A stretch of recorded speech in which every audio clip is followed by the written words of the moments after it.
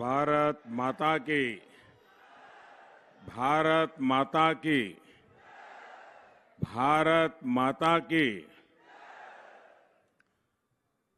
जोकुलो रायजोग मोर नमस्कार जनैश।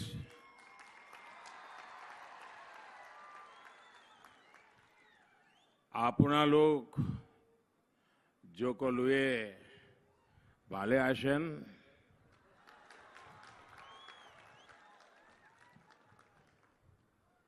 मैं कल दोपहर को ही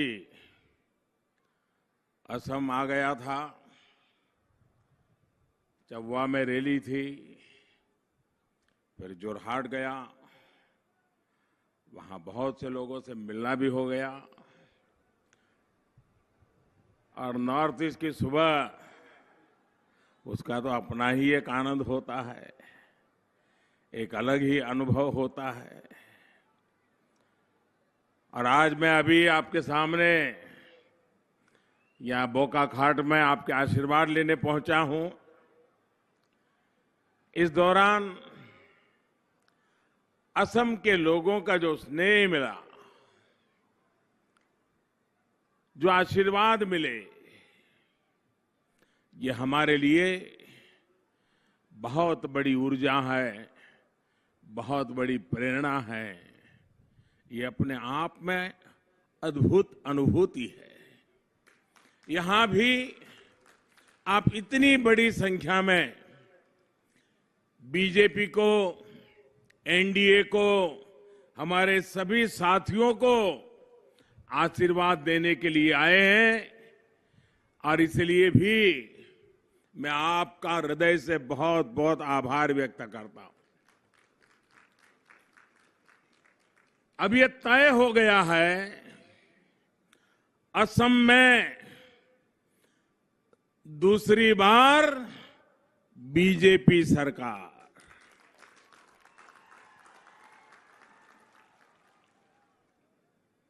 असम में दूसरी बार एनडीए सरकार।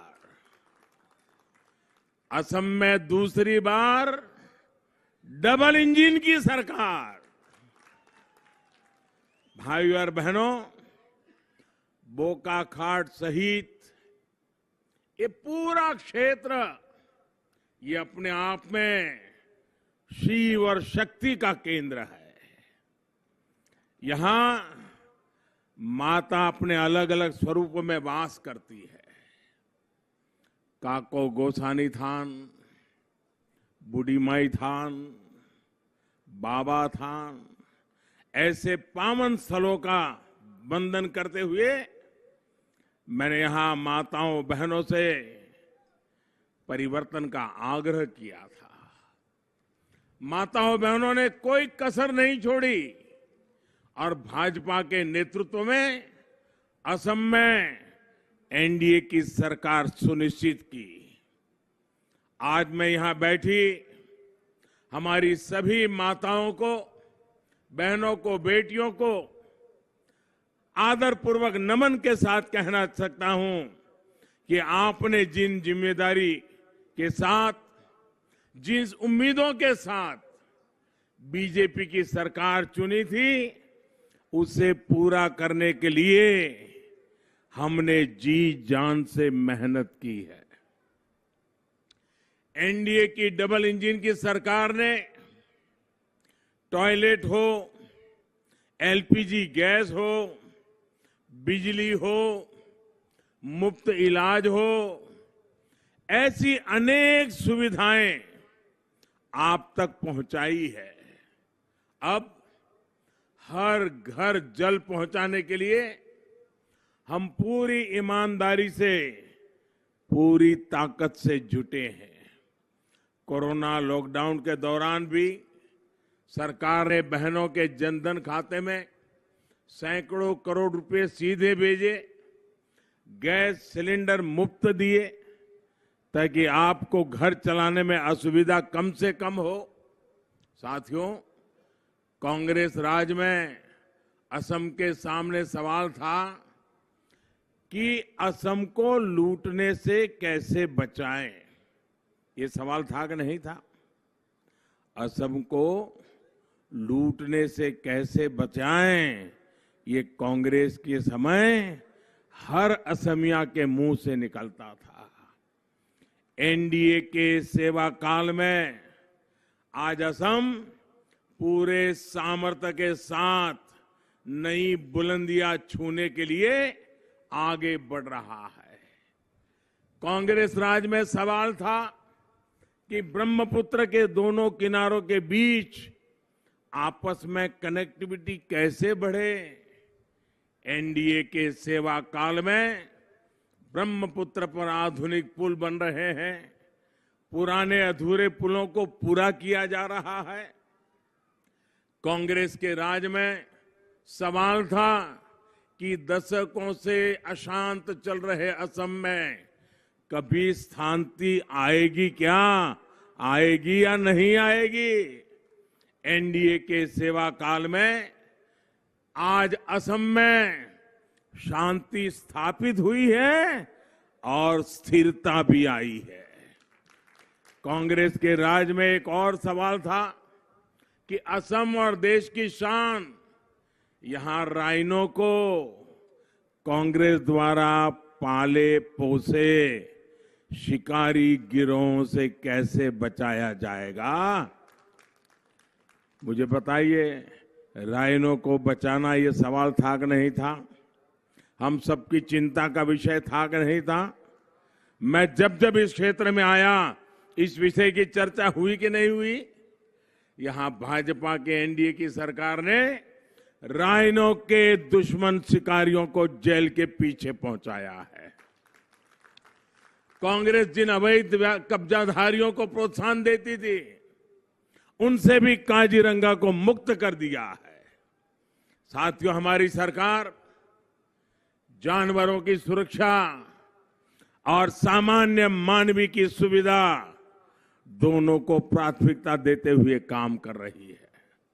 और इसलिए गोहपुर से नुमालीगढ़ के लिए ब्रह्मपुत्र के ऊपर ब्रिज और बाईपास बनाकर कनेक्टिविटी देने का प्रयास चल रहा है।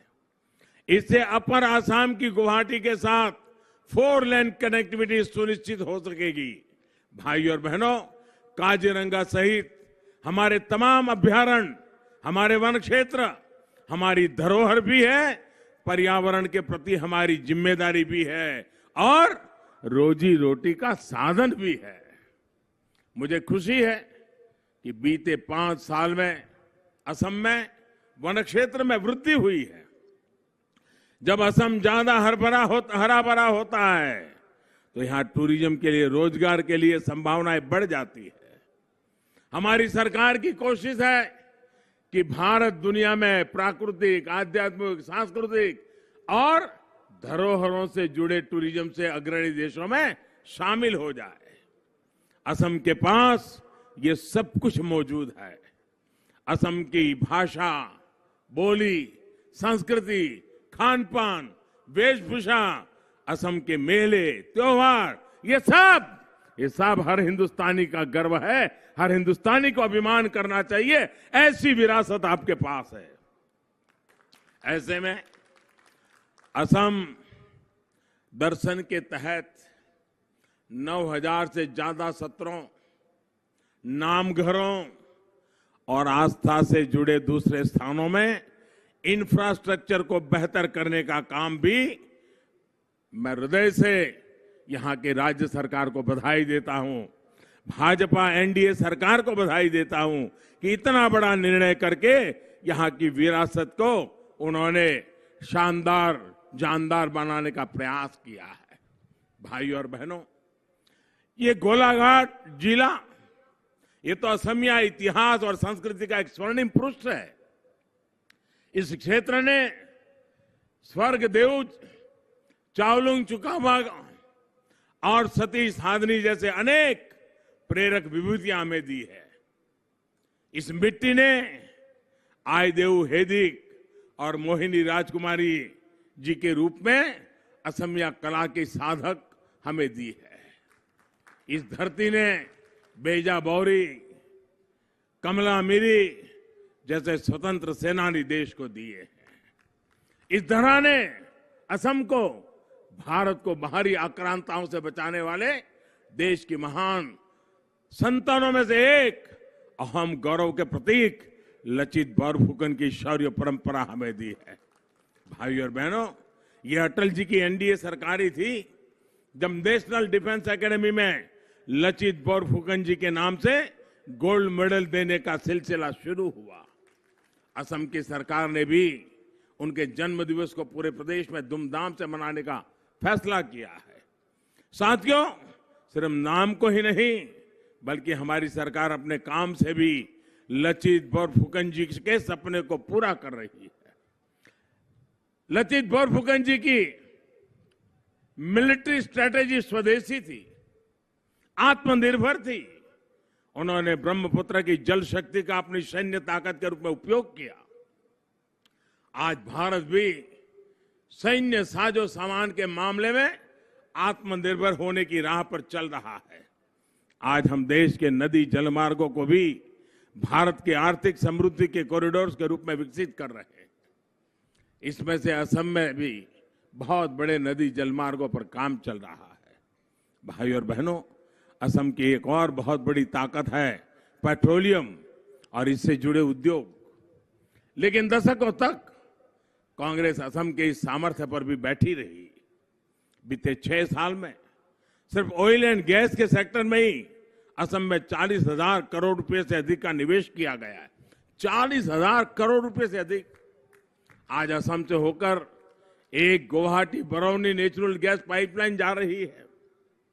इस पाइपलाइन से असम के भी अनेक घरों में पाइप से सस्ती गैस पहुंचेगी, सीएनजी आधारित ट्रांसपोर्ट सुविधा तैयार होगी और उद्योगों को पर्याप्त गैस उपलब्ध हो पाएगी। नुमालीगढ़ रिफाइनरी की क्या स्थिति थी, ये मुझसे ज्यादा आप लोग जानते हैं। कोई बात आपसे छिपी नहीं है।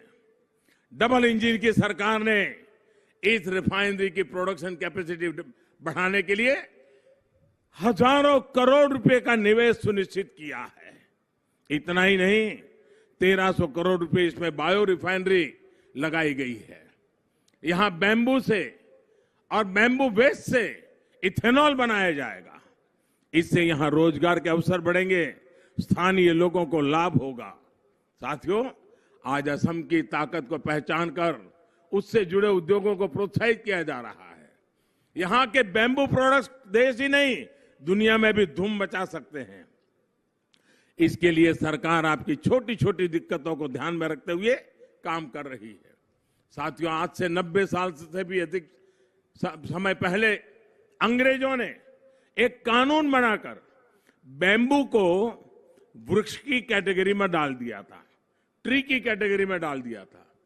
ये कानून प्राइवेट जमीन पर उगाए गए बैम्बू को काटने, उनके ट्रांसपोर्टेशन पर रोक लगाता था। आजादी के बाद भी 70 साल तक ये कानून ऐसे ही चला। इस वजह से किसानों को, ट्रेडर्स को, बैम्बू इंडस्ट्रीज को अनेकों दिक्कतों का सामना करना पड़ता था। हमारी सरकार ने आपकी इन परेशानियों को समझा और ये कानून बदल दिया। इसका बहुत बड़ा लाभ असम में बैम्बू क्राफ्ट से जुड़े लोगों को, किसानों को, उद्यमियों को हुआ है। अब बैम्बू का प्लांटेशन हो, वैल्यू चेन बनाना हो, बैम्बू बेस्ड प्रोडक्ट्स की मार्केटिंग हो, सरकार सभी में सहयोग कर रही है। असम सरकार ने भी बैम्बू और केन के लिए विशेष पॉलिसी भी बनाई है और इससे जुड़े छोटे उद्योगों के लिए विशेष जोन बनाने के लिए भी पहल की है। यही तो है डबल इंजन की सरकार की ताकत। साथियों, वो दिन कौन भूल सकता है जब कांग्रेस सेंटर में भी थी और असम में भी थी। तब नेगलेक्ट भी डबल था, क्योंकि असम के लोगों की ना राज्य में सुनवाई थी ना केंद्र में सुनवाई थी। तब करप्शन भी डबल था, क्योंकि कांग्रेस के स्थानीय नेता को भी कट देना होता था और केंद्र के नेता को भी बंडल के बंडल पहुंचाने पड़ते थे। तब घुसपैठिए भी डबल थे, क्योंकि राज्य सरकार को भी वोट बैंक खड़ा करना था और केंद्र सरकार को भी वोट बैंक की पड़ी थी। अब जब केंद्र में एनडीए सरकार है और राज्य में भी एनडीए सरकार है तो डबल इंजन की ताकत असम को तेजी से आगे बढ़ा रही है। और राज्य में भी एनडीए सरकार है तो डबल इंजन की ताकत असम को तेजी से आगे बढ़ा रही है। अब हाईवे बनाने पर डबल ताकत से काम हो रहा है, क्योंकि राज्य सरकार भी असम को देश से जोड़ रही है और केंद्र सरकार भी इस काम में पूरी ताकत लगा रही है। अब इंफ्रास्ट्रक्चर की स्पीड भी डबल है, क्योंकि राज्य सरकार भी विकास में जुटी है और केंद्र सरकार भी मदद कर रही है। अब हर सिर को छत और हर घर को जल जैसे काम भी डबल फोर्स से हो रहे हैं। केंद्र और राज्य की डबल इंजन की ताकत इसमें मिलकर के काम कर रही है। इसलिए असम के लोगों को कांग्रेस के लूट के इंजन को दूर ही रखना है। 50 साल से ज्यादा असम पर राज करने वाले लोग आजकल असम को 5 गारंटी दे रहे हैं। असम के लोग इनकी रग रग से वाकिफ हैं। इन लोगों को झूठे वायदे करने की, झूठे घोषणा पत्र बनाने की आदत पड़ गई है। गरीब को सिर्फ सपने दिखाओ, झूठ बोलो, उसे आपस में लड़ाओ और राज करो। यही कांग्रेस का हमेशा से सत्ता में रहने का फॉर्मूला रहा है। आपको याद रखना है, कांग्रेस मतलब झूठे घोषणा पत्र की गारंटी, कांग्रेस मतलब कंफ्यूजन की गारंटी, कांग्रेस मतलब अस्थिरता की गारंटी, कांग्रेस मतलब बम, बंदूक और ब्लॉकेड की गारंटी, कांग्रेस मतलब हिंसा और अलगाववाद की गारंटी, कांग्रेस मतलब भ्रष्टाचार की गारंटी, घोटालों की गारंटी, भाई भतीजेवाद की गारंटी। भाइयों और बहनों, भाजपा के नेतृत्व में एनडीए सरकार सबका साथ, सबका विकास, सबका विश्वास के मंत्र के साथ आगे बढ़ रही है। लेकिन आज के कांग्रेस नेताओं को तो सिर्फ सत्ता से मतलब है, वो चाहे कैसे भी मिल जाए। असल में कांग्रेस का खजाना अब खाली हो गया है। उसे भरने के लिए उन्हें किसी भी कीमत पर सत्ता चाहिए। कांग्रेस की सिर्फ कुर्सी ही दोस्त है, कुर्सी के सिवा उसका कोई दोस्त नहीं है। न विजन है, न संकल्प है, न कुछ करने का इरादा है। बस कुर्सी हथियाना, कुर्सी से दोस्ती, यही उनका कारोबार है। अब देखिए, झारखंड में, बिहार में, महाराष्ट्र में जिनके साथ इनका गठबंधन है, वो पश्चिम बंगाल में इनके खिलाफ प्रचार कर रहे हैं। केरल में लेफ्ट को गाली देते हैं। पश्चिम बंगाल में कुर्सी की आस में लेफ्ट को गले लगाते हैं। खुद को सेक्युलर बताते हैं, लेकिन असम, पश्चिम बंगाल और केरल में संप्रदाय के आधार पर बने दलों के साथ दोस्ती करते हैं। सत्ता के सामने इनको कुछ नहीं दिखता। इसी कारण अब कांग्रेस के लोगों की बातों पर देश में कोई भी भरोसा नहीं कर रहा। भाइयों और बहनों, असम ने तो इनको बरसों तक परखा है। असम के मूल निवासियों के साथ कांग्रेस का क्या रवैया रहा है, वो आपसे बेहतर कौन जानता है। यहां के मूल निवासी कब से जमीन का अधिकार मांग रहे थे, लेकिन कांग्रेस की सरकार ने दिया ही नहीं। ये एनडीए की सरकार है जिसने 3.25 लाख से ज्यादा जमीन के पट्टे दे दिए हैं। बाकी भी बहुत जल्द लोगों को मिल रहे हैं। साथियों, कांग्रेस ने चाय बागान में काम करने वाले परिवारों को भी बरसों तक अभाव में रखा। बीते 5 सालों में भाजपा सरकार ने, एनडीए सरकार ने टी गार्डन में काम करने वाले साथियों की पढ़ाई, कमाई और दवाई से जुड़ी जरूरतों के लिए एक के बाद एक कदम उठाए हैं। चाय राजनीति के साथियों, चाय उनके लिए राजनीति का रास्ता है। चाय पर राजनीति करने की उनकी आदत है, लेकिन ये न भूले, चाय जनजाति के साथियों और इस जनजाति से निकली महान विभूतियों को मान, सम्मान और स्वाभिमान का जीवन देने के लिए एनडीए प्रतिबद्ध है, भारतीय जनता पार्टी प्रतिबद्ध है। और दिल्ली की सरकार हो, असम की सरकार हो, हमारे लिए प्रतिबद्धता का विषय है। टी गार्डन्स में काम करने वाले श्रमिक साथियों की दैनिक मजदूरी बढ़े, इसके लिए भी असम सरकार पूरी तरह गंभीर है। इस सरकार में 2 बार श्रमिक साथियों की दैनिक मजदूरी बढ़ाई गई है। ये मामला कोर्ट में इसलिए और कुछ मुश्किलें जरूर आ रही है, लेकिन असम में एनडीए की सरकार दोबारा बनने के बाद इस दिशा में और तेजी से कदम उठाए जाएंगे।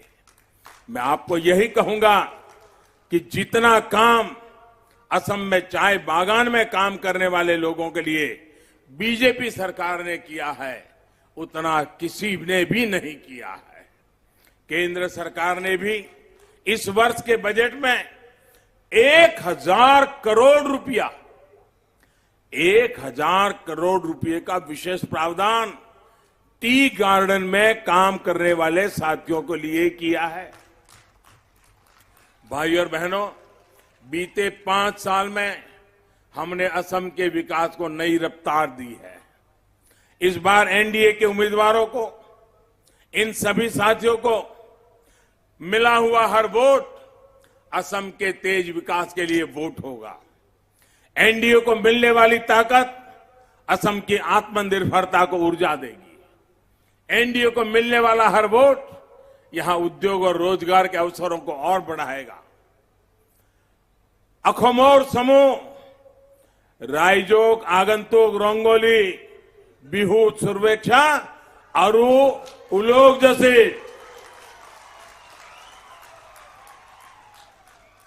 इतनी कड़ी धूप में इतनी बड़ी तादाद में आपका आना इस बात का संकेत है कि भारतीय जनता पार्टी एनडीए को आपकी सेवा करने का 5 साल का दोबारा मौका देना आपने तय कर लिया है। मैं आपके इस प्यार के लिए, आपके आशीर्वाद के लिए मैं आपका बहुत बहुत आभारी हूं और मैं आपको शुभकामनाएं देता हूं। मैं आपका बहुत बहुत आभार व्यक्त करता हूं। मेरे साथ पूरी ताकत से बोलिए, भारत माता की, भारत माता की, भारत माता की। बहुत बहुत धन्यवाद।